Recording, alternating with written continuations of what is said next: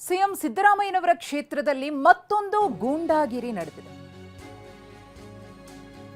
ಜಾಗದ ವಿಚಾರಕ್ಕೆ ಆಗಿರುವಂತಹ ಗಲಾಟೆ, ಕಾಂಗ್ರೆಸ್ ಮುಖಂಡನಿಂದ ಧಮಕಿ. ಕಾಂಗ್ರೆಸ್ ಮುಖಂಡನ ಕುಟುಂಬದ ವಿರುದ್ಧ ಆರೋಪ ಕೇಳಿಬಂದಿದೆ. ವರುಣಾ ಕ್ಷೇತ್ರದ ಮುಖಂಡ ರಾಜು ವಿರುದ್ಧ ಆರೋಪ ಕೇಳಿಬಂದಿರುವುದು. ಹೆಬ್ಯಾ ಗ್ರಾಮದಲ್ಲಿ ಕಲ್ಲು ತೂರಾಟ ಆಗಿದೆ, ಇಬ್ಬರಿಗೆ ಗಾಯ ಕೂಡ ಆಗಿದೆ. ನಾವು ಹೇಳಿದವರಿಗೆ ಜಾಗ ಕೊಡಬೇಕು ಅಂತ ಹೇಳಿ ಕಾಂಗ್ರೆಸ್ ಮುಖಂಡ ಇಲ್ಲಿ ಧಮಕಿಯನ್ನ ಹಾಕಿದ್ದಾನೆ ಅನ್ನೋ ಆರೋಪ ಕೇಳಿಬಂದಿದೆ. ಗಮನಿಸ್ತಾ ಇದ್ದೀರಿ, ಸಿಎಂ ಸಿದ್ದರಾಮಯ್ಯನವರ ಕ್ಷೇತ್ರದಲ್ಲಿ ಮತ್ತೊಂದು ಘಟನೆ ಬೆಳಕಿಗೆ ಬಂದಿದೆ. ಜಾಗದ ವಿಚಾರಕ್ಕೆ ಸಂಬಂಧಪಟ್ಟಂತೆ ಹೊಡೆದಾಟ ಆಗಿದೆ, ಕಲ್ಲು ತೂರಾಟ ಆಗಿದೆ, ಇಬ್ಬರು ಗಾಯಗೊಂಡಿದ್ದಾರೆ ಈ ಘಟನೆಯಿಂದ.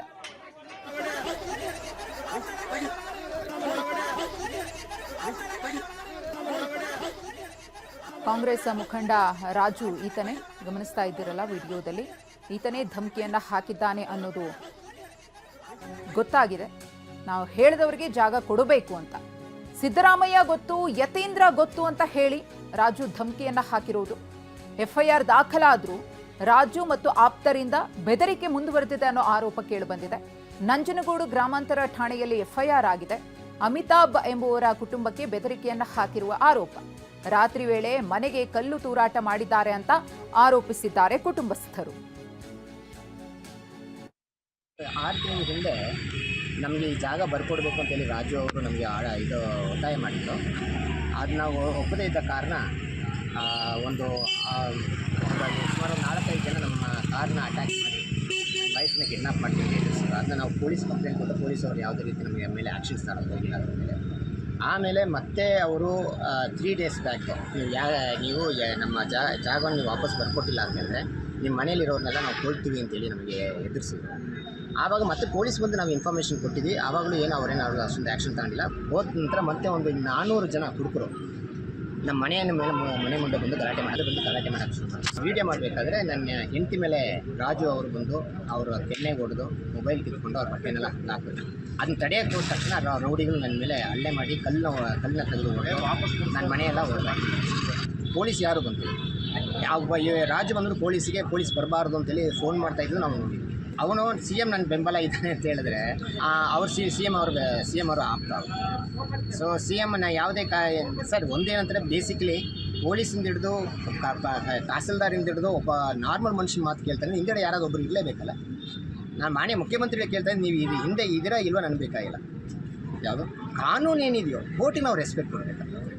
ಒಂದು ಹೆಣ್ಮಗಳಿಗೆ ನಾವು ರೆಸ್ಪೆಕ್ಟ್ ಕೊಡಬೇಕು. ನಿಮ್ಮ ಕ್ಷೇತ್ರದಲ್ಲಿ ಈ ಸಂದರ್ಭ ನಡಿಬೇಕಾದ್ರೆ ನಾನು ಫಸ್ಟು ಏನೇ ಆಧಾರಗಳು ಬೇಕಂದ್ರೂ ವಿಡಿಯೋ ಅನ್ನೋ ಕಾರಣದಿಂದ ನಾನು ನನ್ನ ಫೋನ್ ಎತ್ಕೊಂಡು ಹೊರಗಡೆ ಹೋಗ್ತೀನಿ, ಗೇಟ್ ಹತ್ರ ಹೋಗ್ತೀನಿ ವಿಡಿಯೋ ಮಾಡಲಿಕ್ಕೆ ಅಂತ. ಸುಮಾರು ಒಂದು 2-3 ನಿಮಿಷ ಆಗಿಲ್ಲ, ಎದುರುಗಡೆ ಬರ್ತಾರೆ, ಫೋನ್ ಕಿತ್ಕೋತಾರೆ, ಕೈಗೆ ಹೊಡಿತಾರೆ, ಶರ್ಟ್ ಎಳಿತಾರೆ, ಶರ್ಟ್ ಹರಿದೋಗುತ್ತೆ. ಇದು ಎಲ್ಲ ಸಂದರ್ಭದಲ್ಲಿ ಎಲ್ಲರೂ ಗಾಬರಿ ಆಗ್ತಾರೆ. ಅವಾಗ ನನ್ನ ಗಂಡ ಬರ್ತಾರೆ ಮಧ್ಯದಲ್ಲಿ ಇದನ್ನು ತಡಿಯೋಕ್ಕೆ ಅಂತ. ನನ್ನ ಗಂಡ ಮತ್ತು ಅವ್ರ ಫ್ರೆಂಡ್ಸ್ ಬರ್ತಾರೆ.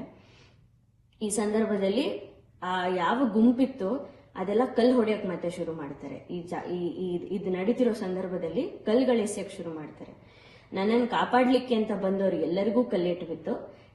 ಎಸ್ಪೆಷಲಿ ನನ್ನ ಗಂಡನಿಗೆ ನೀವೇ ನೋಡ್ಬೋದು, ಸ್ಟಿಚಸ್ ಆಗಿದೆ, ಕಂಟಿನ್ಯೂಸ್ ಬ್ಲೀಡ್ ಆಗ್ತಿತ್ತು ಆ ಕಲ್ಲು ಹೊಡೆದಿದ್ದ ಸಂದರ್ಭದಲ್ಲಿ. ಎಲ್ಲರಿಗೂ ಬೇಡ್ಕೊಂಡಿದ್ದೀನಿ ನಾನು, ರಕ್ತ ಬರ್ತಾ ಇದೆ, ದಯವಿಟ್ಟು ಬಿಟ್ಬಿಡಿ ಅಂತ ಬೇಡ್ಕೊಂಡಿದ್ದೀನಿ. ಯಾರೂ ಬಿಟ್ಟಿಲ್ಲ. ನಾನು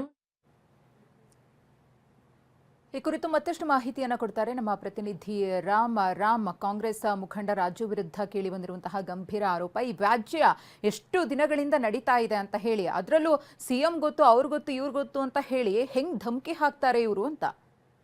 ಮೊದಲು ಈ ಒಂದು ಘಟನೆ ನಡೆದಿರುವಂತದ್ದು ಮೈಸೂರು ತಾಲೂಕಿನ ವರುಣಾ ವಿಧಾನಸಭಾ ಕ್ಷೇತ್ರದ ಹೆಬ್ಯಾ ಗ್ರಾಮದಲ್ಲಿ.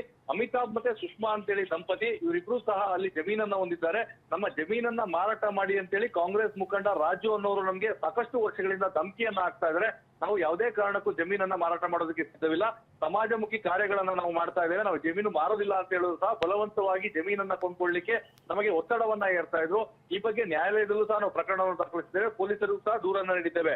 ಕಾನೂನಾತ್ಮಕವಾಗಿ ನೀವು ಹೋರಾಟವನ್ನ ಮಾಡಿ ಅಂತ ಹೇಳಿದ್ರೆ ನಮ್ಮ ಮನೆಗೆ ಬಂದು ನಮಗೆ ಪ್ರಾಣ ಬೆದರಿಕೆಯನ್ನು ಹಾಕುವಂತದ್ದು ಮತ್ತೆ ಅಲ್ಲೇ ನಡೆಸಿದ್ದಾರೆ ಅಂತೇಳಿ ಆರೋಪಿಸಿದ್ದಾರೆ. ನೀವು ದೃಶ್ಯಗಳಲ್ಲೂ ಸಹ ನೋಡ್ತಾ ಇರ್ಬೋದು, ಆ ಗಲಾಟೆಯ ದೃಶ್ಯಗಳನ್ನ ಮೊಬೈಲ್ ನಲ್ಲಿ ಸೆರೆ ಹಿಡಿದಿದ್ದಾರೆ. ಆ ಒಂದು ಸಂದರ್ಭದಲ್ಲಿ ಅಲ್ಲಿದ್ದಂತ ಅಮಿತಾಬ್ ಮತ್ತೆ ಸುಷ್ಮಾ ಮೇಲೆ ಹಲ್ಲೆ ಮಾಡಿರುವಂತದ್ದು, ಅವರು ಆಸ್ಪತ್ರೆಗೆ ಹೋಗಿ ಚಿಕಿತ್ಸೆಯನ್ನು ಸಹ ಪಡ್ಕೊಂಡಿದ್ದಾರೆ. ಪ್ರಮುಖವಾಗಿ ಇಲ್ಲಿ ಕೇಳಿ ಬರ್ತಾ ಇರುವಂತದ್ದು, ರಾಜು ಏನು ಕಾಂಗ್ರೆಸ್ ಮುಖಂಡ ಆಗಿದ್ದಾರೆ, ಆತನಿಗೆ ಸಿಎಂ ಗೊತ್ತು, ಸಿಎಂ ಕಡೆಯವರು ಗೊತ್ತು. ಹೀಗಾಗಿ ಯಾರೇ ಅಧಿಕಾರಿಗಳು ನನ್ನ ಮಾತನ್ನ ಕೇಳ್ತಾರೆ, ನೀವು ಮಾರಾಟವನ್ನ ಮಾಡಿ ಹೋದ್ರೆ ನಿಮ್ಗೆ ಉಳಿತು ಅಂತೇಳಿ ಬೆದರಿಕೆಯನ್ನ ಹಾಕ್ತಾ ಇದ್ದಾರೆ ಅಂತೇಳಿ. ಹೀಗಾಗಿ ಆ ಕುಟುಂಬದವರು ಈಗ ನೇರವಾಗಿ ಸಿಎಂ ಅವರನ್ನೇ ಪ್ರಶ್ನೆ ಮಾಡುವಂತದ್ದು. ಅಂದ್ರೆ ಅವರು ಸ್ಪಷ್ಟಪಡಿಸ್ತಾ ಇಲ್ಲ, ಅಂದ್ರೆ ಆತ ಬೇಕು ಅಂತ ಹೆಸರನ್ನ ಬಳಸ್ಬೋದಾಗಲ್ಲ, ನಿಜವಾಗಿಯೂ ಆತನಿಗೆ ಬೆಂಬಲವನ್ನು ನೀಡ್ತಾ ಇದ್ದಾರೆ, ಅದನ್ನು ಸಹ ಆತ ವಿಡಿಯೋದಲ್ಲಿ ಸ್ಪಷ್ಟಪಡಿಸ್ತಾನೆ. ಅವರು ಆ ಹೆಸರನ್ನ ಹೇಳ್ತಾ ಇದ್ದಾರೆ. ಹೀಗಾಗಿ ಮುಖ್ಯಮಂತ್ರಿಗಳೇ ನನಗೆ ನ್ಯಾಯವನ್ನ ಕೊಡ್ತೀನಿ ಅಂತೇಳಿ ಇದೀಗ ಮತ್ತೆ ಒಂದು FIR ಸಹ ದಾಖಲಾಗಿದೆ. ಏನು ಆರೋಪಿದ ರಾಜು ಮತ್ತೆ ಆತ ಸಂಗಡಿಗರು ಬಂದು ಗಲಾಟೆಯನ್ನು ಮಾಡಿದ್ರು, ಆ ವಿಡಿಯೋವನ್ನೆಲ್ಲ ಕೊಟ್ಟುವಂತ ವಿಚಾರವನ್ನ ಹೇಳಿದ್ರು. ಅದಕ್ಕೆ ಮತ್ತೊಂದು ಅಂತ ಹೇಳಿದ್ರೆ, ಪೊಲೀಸರು ಇದ್ದಂತ ಸಂದರ್ಭದಲ್ಲೂ ಸಹ ನಮ್ಮ ಮೇಲೆ ಹಲ್ಲೆಗೆ ಮುಂದಾದ್ರು ಅಂತೇಳಿ ದೃಶ್ಯಗಳಲ್ಲೂ ಸಹ ಪೊಲೀಸರು ನಿಂತಿದ್ರು ಸಹ ಕೆಲವು ಗುಂಪು ಅಲ್ಲಿ ಬರ್ತದೆ, ಪೊಲೀಸರು ಅವರು ಅಲ್ಲಿಂದ ಕಳಿಸುವಂತ ಕೆಲಸವನ್ನು ಮಾಡ್ತಾರೆ. ಹೀಗಾಗಿ ಮುಂದಿನ ದಿನಗಳಲ್ಲಿ ನಮ್ಗೆ ಯಾವುದೇ ರೀತಿಯಾದ ಜೀವಹಾನಿ ಆದ್ರೆ ಅಥವಾ ಏನೇ ಸಮಸ್ಯೆಗಳಾದ್ರೂ ಆ ರಾಜು ಮತ್ತೆ ಅವರ ಬೆಂಬಲಿಗರೇ ಕಾರಣವಾಗ್ತಾರೆ. ಈ ಬಗ್ಗೆ ನಿಮ್ಗೆ ನ್ಯಾಯ ಕೊಡ್ತೀನಿ ಅಂತೇಳಿ ದಂಪತಿ ಇಬ್ರು ಸಹ ಈಗ ಪೊಲೀಸ್ ಠಾಣೆಯಲ್ಲಿ ದೂರನ್ನ ದಾಖಲಿಸಿದ್ದಾರೆ. ಮಧುಶ್ರೀ, ಧನ್ಯವಾದ ರಾಮ್ ತಮ್ಮ ಮಾಹಿತಿಗಾಗಿ.